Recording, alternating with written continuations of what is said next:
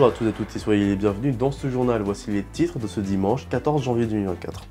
Après plusieurs jours de suspense, le nouveau gouvernement du désormais Premier ministre Gabriel Attal est sur pied. Les plus grands visages post-remaniement restent au gouvernement, à l'image de Bruno Le Maire à l'économie, Gérard Darmanin pour l'intérieur ou encore Éric Dupond-Moretti qui garde son poste de ministre de la Justice. Des sorties se font remarquer comme Olivier Véran, ex-ministre de la Santé durant la pandémie de Covid-19 et porte-parole plus récemment. Aussi Rima Abdul Malak, ancienne ministre de la Culture, remplacée par la nomination qualifiée de surprenante de Rachida Dati, ancienne garde des Sceaux entre 2007 et 2009 sous le mandat de droite de Nicolas Sarkozy. Dati a pourtant été très critiquée à l'écart d'Emmanuel Macron. Ce remaniement gouvernemental marque un tournant notable vers la droite, avec 8 des 14 ministres étant actuellement affiliés à des partis de droite ou ayant des antécédents dans ces partis. Selon de nombreux analystes politiques, il s'agit d'une volonté du gouvernement de gagner des voix aux prochaines élections européennes en s'associant avec la couleur politique émergente des Français. Au vu des sondages, d'autres, comme le Parti des Républicains, y voient une intention d'une entreprise de destruction des partis traditionnels avec la nomination de Rachida Dati pour fracturer la partie de droite. Déjà bien endommagée, le président souhaite à tout prix élargir de force sa majorité en s'adressant à leurs électeurs. Ce jeudi s'est ouvert le procès du commissaire Souchi.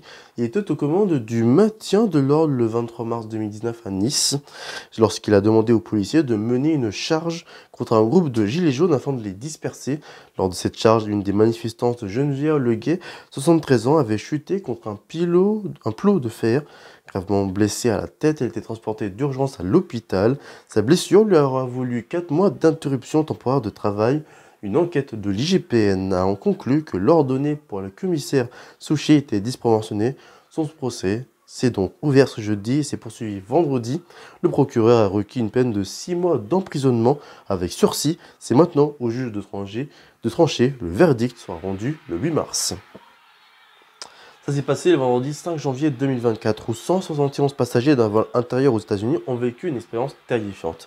L'avion de la compagnie Alaska Airlines, le Boeing 737, est tout neuf et n'avait commencé à opérer qu'en octobre 2023. Ce jour-là, il devait relier Portland dans l'Oregon à Ontario en Californie pour 2 heures de vol. Hormis un léger retard engendré par une rapide opération de dégivrage, le vol 1282 s'est élancé et a quitté la piste à 17h06. À ce moment-là, personne ne s'imagine la suite.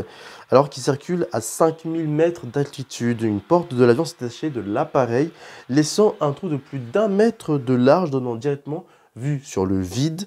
L'avion est retourné à Portland seulement 20 minutes après en être parti. Ce drame remet en lumière les différents problèmes qu'a connu le Boeing 737 MAX depuis son premier service commercial le 22 mai 2017. Le directeur général de Boeing, Dave Calhoun, a reconnu mardi une erreur après l'incident de décrochage du vol de la compagnie Alaska Airlines qui a entraîné le maintien au sol de 65 Boeing 737 MAX du constructeur américain. Hausse des tensions en Équateur. Depuis l'évasion de prison dimanche dernier d'un puissant chef de gang, cet événement a donné lieu à de nombreuses mutineries dans les prisons et accentue les tensions déjà présentes dans le pays. Un pays où s'affrontent narcotrafiquants et autres criminels.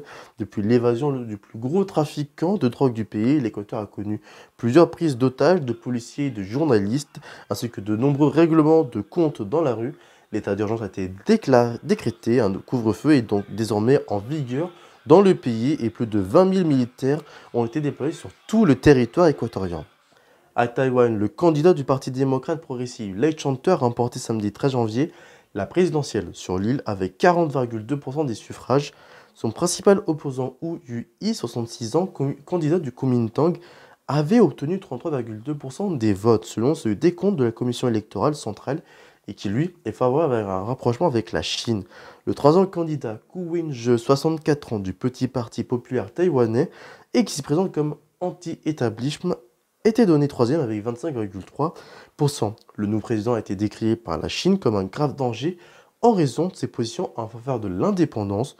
Pour l'instant, la Chine n'a pas donné de réaction à la suite des résultats.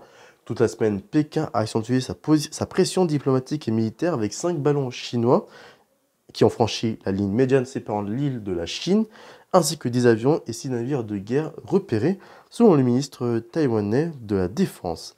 Samedi, des journalistes de l'AFP ont observé un avion de chasse chinois au-dessus de la ville de Pingtung, la plus proche de Taïwan. Le nouveau président prendra ses fonctions le 20 mai prochain.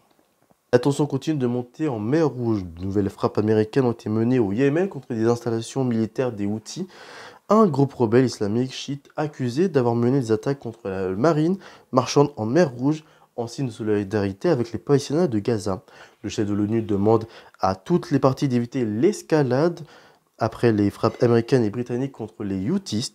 Washington dit avoir visé plus de 150 sites au total, espérant ainsi diminuer la capacité du groupe islamique de mener de nouvelles attaques contre des navires.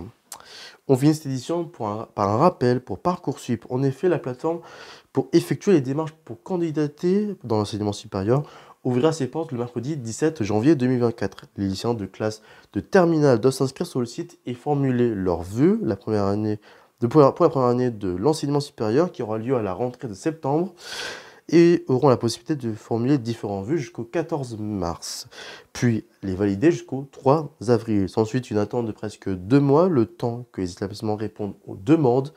Ce sera à partir du 30 mai que les étudiants auront accès à leurs réponses jusqu'au 12 juillet et devront valider le vœu qu'ils souhaitent prendre pour la rentrée prochaine.